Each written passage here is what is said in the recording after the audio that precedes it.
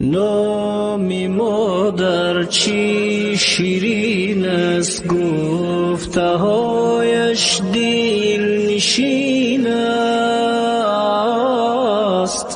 او به دل همیشه جا بی بها بهترین است. نام مادر چی شیرین است، گفته هایش دل نشین است.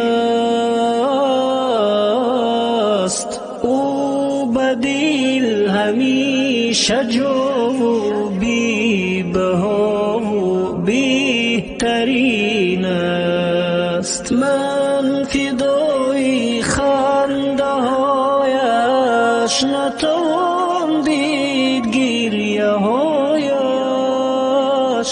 در غریبی عمر من رفت، بس شدم آب و ادایش. من فدای خنده هایش، نتوان دید گریه هایش. در غریبی عمر من رفت، بس شدم آب و ادایش. مادرم نوری جهانی، در من گنجی گرانی. در محبت بحر فرزند، مثل بحر بیکرانی. مادرم نوری جهانی، در من گنجی گرانی. در محبت بحر فرزند، مثل بحر بیکرانی.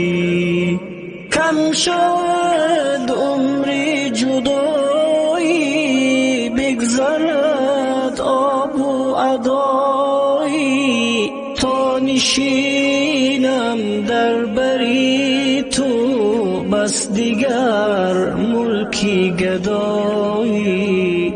کم شود عمر جدایی، بگذرد آب و ادایی. تا بمانم در بری تو، بس دیگر ملکی گدایی.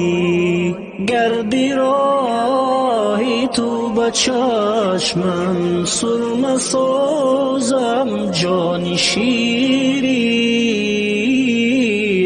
تو که استادی حیاتی و معلم در ره دین. غمی ما نوشی تنت شد، پوشش در بدنت شد. ما که دوریم زبری تو، شب تار در میهنت شد. مادرم تاج سری من، همچو سایه در بری من. دائما بهرم دا کن،